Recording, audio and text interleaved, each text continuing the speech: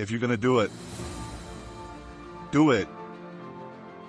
Say what you can do. Do what you say. If you can't do it, don't say you can do it. Don't over-leverage yourself. Don't over-leverage a decision and then jump in and kind of dip a toe. I think I'll try it out. No, think if you're going to try it out beforehand, but when it's time to go, dive. Finish it, find out. Come out the other side. Don't leave it and go, ooh, if I just would it, That keeps me up at night. I think it keeps a lot of us up at night. When you half-ass something and you just don't know whether you failed or succeeded, got what you want or didn't get what you want. Finding out and looking in the mirror and going, I didn't half-ass it. I went all the way. I found out, and that ain't for me. Or I found out, and you damn right that is for me. That's a great place to get to. I think part of the challenges, and a lot of us are running around half-assing ourselves, half-fooling ourselves, not full of ourselves, not studying ourselves enough, not holding ourselves to task enough, not patting our own self on the back when we do get what we want enough, not cracking our own whip on our backside when we do get out of line even though we knew better. I wish we were more full of ourselves that way. Now, someone said this to me before, Matthew, you're so full of yourself. And with that thinking, I was like, well, who else am I supposed to be full of? That's a good line. Then I stopped there and I was like, that's exactly what I meant. I wrote that down. I wish more people were more full of themselves.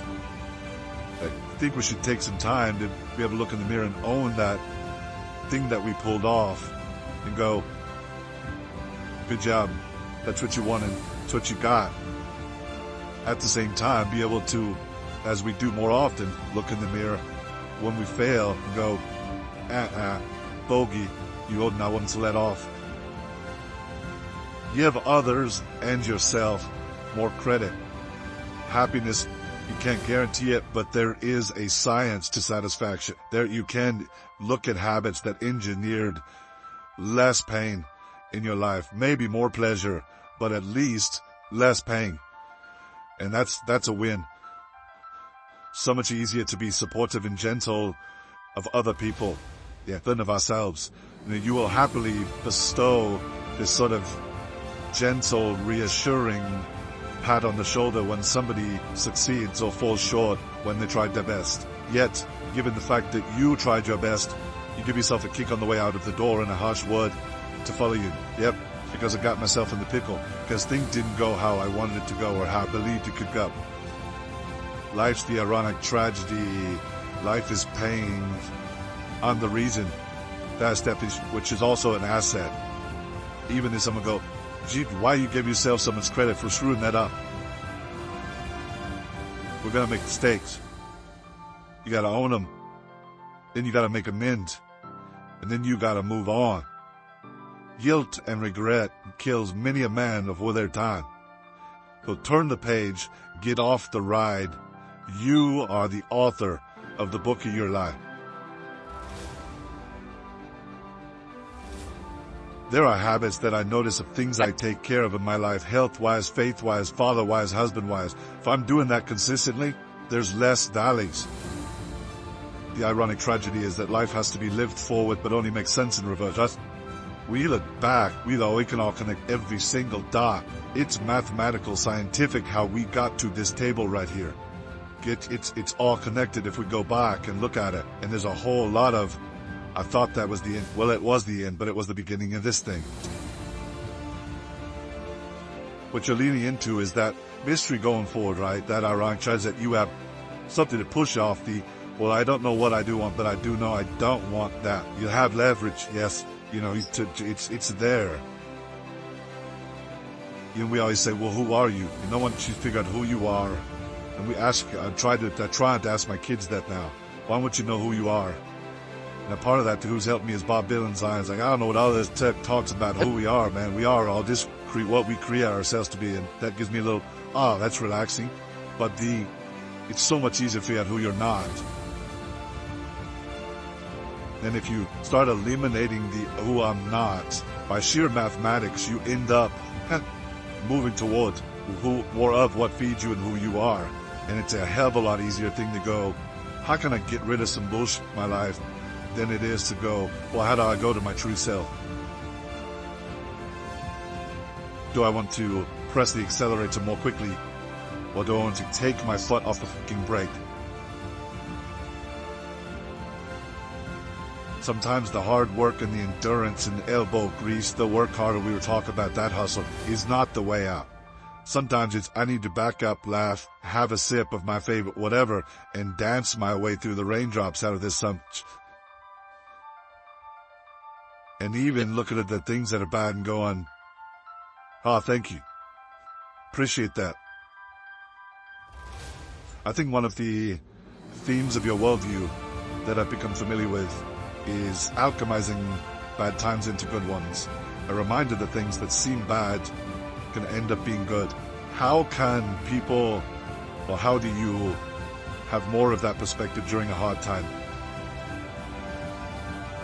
I probably start off intellectualizing something that I know I probably should believe in, but don't believe in it, and convince myself, even to an extent to trick myself, that, sit here and go, well, you just tell yourself, this too shall pass. Okay, great, well, what the hell's that mean? Even if it's true, in the moment, you're like, what have you been talking about, man? I'm in the debit section. I'm in a warning section. This sucks. I think that how much I'm conscious of it or not, my undeniable optimism and faith that this is how it is. And if it is, so what? That's okay. Well, then really, so what? You know what I mean? What's the big deal? It minimizes. I seem to have a tendency not to make a bigger deal out of things that other people make a bigger deal. Dramas. I don't like to create false drama. When it comes and it's hard, I am affected. I get the blues. I get sad. I get mad. I'm to be around. I can't get to sleep. I got demons in my own head trying to work the riddle out. Why did this happen? That's the other thing that's tough for me, is I think that any bad thing that happens to me, my initial reaction is, what'd you do wrong to lead to this?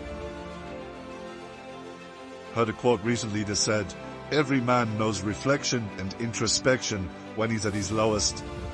Bad times, you can't do anything other than wallow in retrospective assessment yet. But one of my favorite things I've learned from you is, when things are going well, given that that's presumably what you want to have more of, maybe worth deconstructing that. Yes, can I try and bottle some science here to why things are going well? And I did find consistencies. You were appreciating, or you were pointing out beautiful things and not taking them for granted. And so I found a list of things. I'm like, and when I get off track, I try to remind myself, you've been slacking on some of those. I've definitely found consistencies, and I think we all have them if we just notate them along the way, that they're not by accident. Plus, cheers. Let's have a cheers on the way for all the things that'll work for when we have going right. Also knowing that it's not forever, that we will have a mountain to climb here shortly. What's my best advice I need to give myself right now is listen to my own damn advice.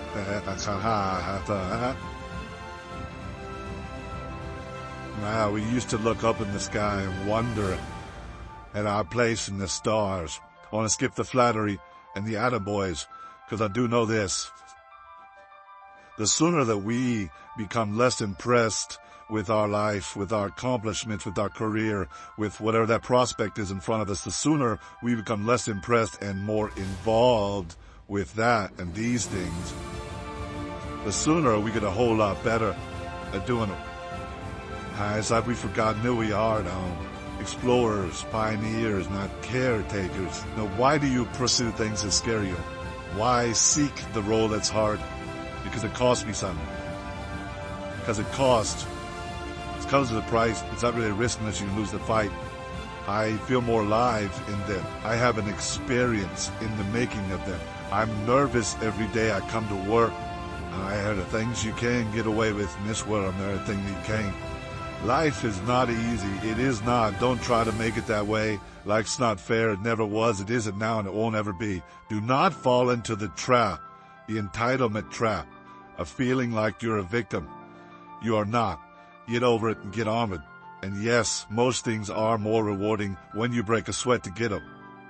I feel like when I nail a day and I knock it, I know I did, I feel like, yes, I have a measure at the end of the day, like you set out to do something, you prepared for it, you had intention, and you did it. That gives me gratification. That makes me feel, gives me significance. That gives me confidence. So be brave, have courage, and when you do, you get stronger, you get more aware, You get more respectful of yourself and that which you fear. I want to talk about our opponent this afternoon. They're bigger, faster, stronger, more experienced, and on paper, they're just better. And they know it too. They want to tell you something that they don't know. They don't know you're hard. Well, it's because heading out there what I feel like I was born to do. And it excites me. Just because you can. Nah, come on. It's not a good enough reason to do something. Even when it means having more. Be discerning. Choose it because you want it. Do it because you want to. It's on you. It's on you.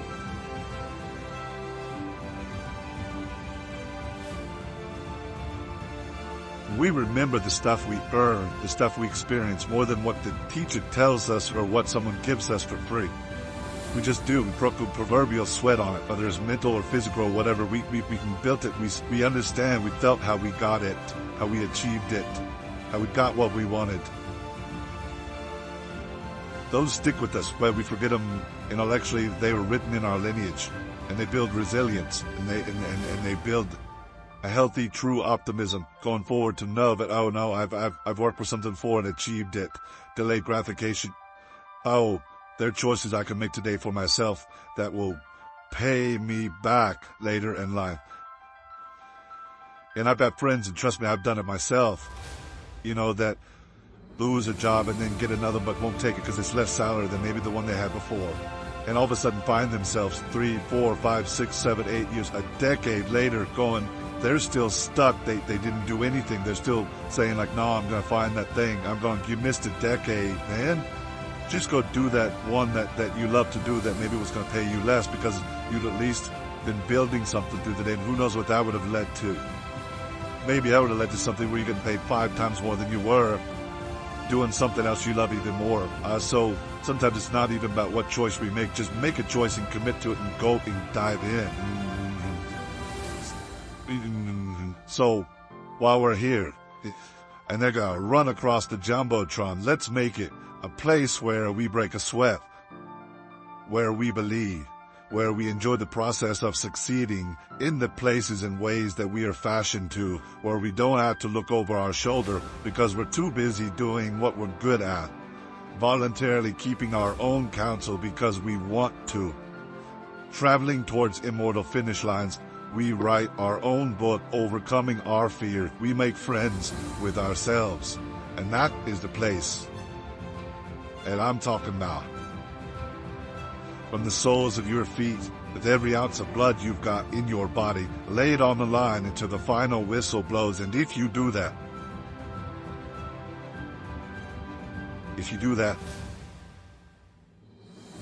we cannot lose. So turn the page, get off the ride. You are the author of the book of your life. Knowing who we are is hard. It's hard. So give yourself a break. Eliminate who you are not first, and you're going to find yourself where you need to be. And the Oscar goes to Matthew McConaughey. I had a very important person in my life come to me and say, who's your hero? And I said, I'm not going to think about that. Give me a couple of weeks. I come back 2 weeks later. This person comes up and says, who's your hero? I said, I thought about it. You know what it is? I said, it's me in 10 years. So I turned 25. 10 years later, that same person comes to me and goes, so you're a hero? And I was like, not even close. No. She said, why? I said, because my hero is me at 35.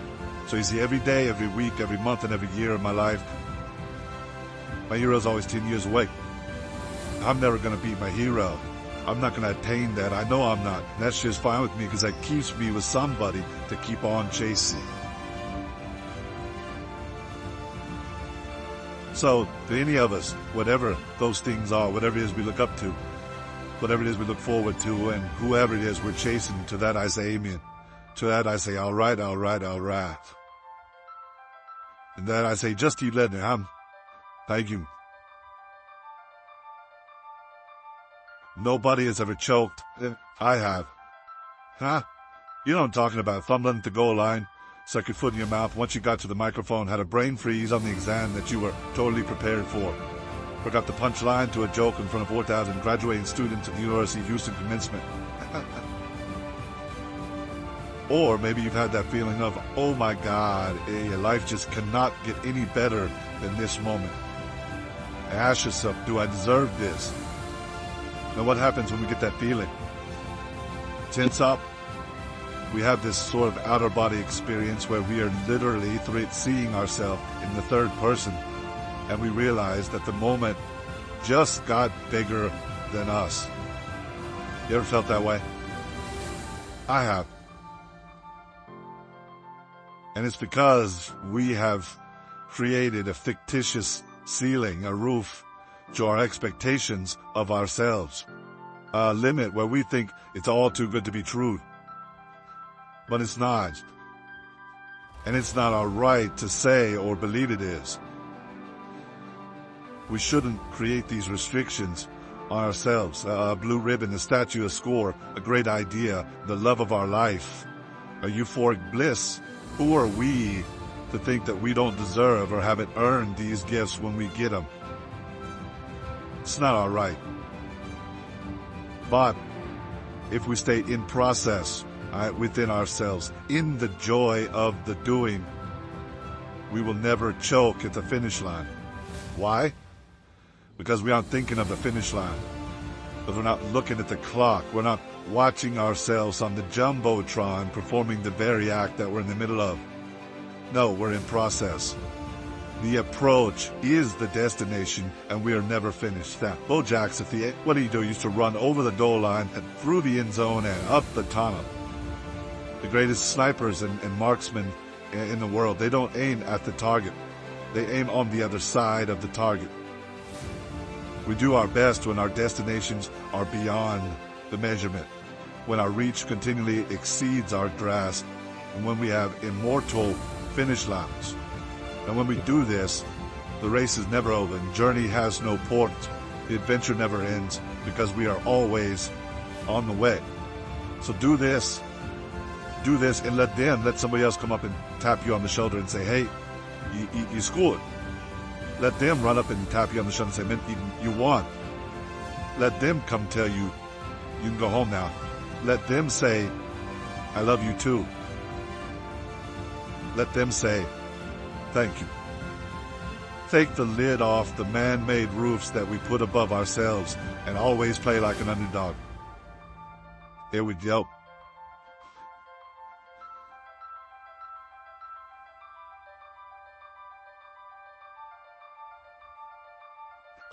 Responsibility of freedom and the freedom in responsibility. Life's more than just straight Saturdays with as much cake as you want to eat. It just is. We will see how long you last doing that. If you really do it, you won't last that long. Responsibility is appreciation of a past. It's building of a lineage. It's investing in ourselves. It's investing in something we started building yesterday that we want to take into tomorrow. There's that gives us freedom. So to actually have true freedom, we have to be more responsible for certain things for ourselves, who we are. Constantly investigating and interrogating our better selves to say, I'm going to be a little bit better at this tomorrow, knowing that we never land. There's no ta-da moment. And that is one thing I think we all got to want, because we all are so result-oriented. But there's no ta-da moment. We're always chasing yet. And if we can get comfortable and understand and laugh and to be ready to work hard at the fact that we're all just achieving our way to the unachievable, and that's as good as it gets, and that's pretty damn awesome. Thank you. Good luck. You just eat later.